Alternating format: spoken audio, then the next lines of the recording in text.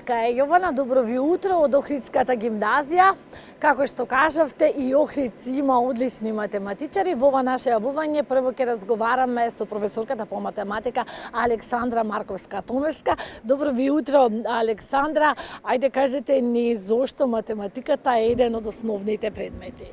Добро утро, Сонја, добро утро на гледачите на Македонската телевизија. Математиката е основа на сите природни науки и технологијата, од пресметувањето на време, пари, развојот на науката, на технологијата, се што користиме околу нас. Знаеме таа дека е основа на економијата и на се што не обкружува. Професорке, колку учениците имаат афинитети за математика и дали имаме талентирани и наградувани ученици? Да, секако има наградувани талентирани ученици, има дел од учениците што покажуваат афинитети кон математиката. Некои ученици секако и не се толку заинтересирани, но со наша поддршка и тие покажуваат напредок. Професорке, кои се, да кажеме, најголемите предизвици како професор по математика што се соочувате? Најголемите предизвици се различностите во нивните способности да ја совладаат математичката вештина. Некои побрзо ја разбираат и полесно, но има и ученици кои што имаат потешкоти во разбирањето. Секако знаеме дека математиката е една од потешките и покомплексните научни дисциплини. Така, дали се трудите и дали работите на тоа да ја направите едноставно попристапна, позабавна, да ги мотивирате учениците повеќе да се посветат? Да, користиме различни наставни методи, интерактивни алатки, проекти.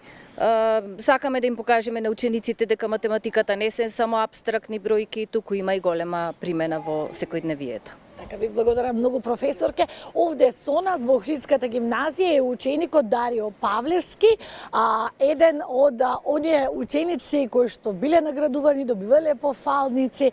Дарио, ајде кажи ни прво, дали математиката е твојот омилен предмет и зошто? Математиката, можам да кажам дека е еден од моите омилени предмети. На исто место ја ставам со физиката. Тоа е бидејќи тие две науки ги гледам како науки кај кои што е дозволена креативноста, може логички да се размислува, а не е само учење на памет. Така, Дарио си учествувал на некои надпревари, мислам дека на последниот доби пофалница.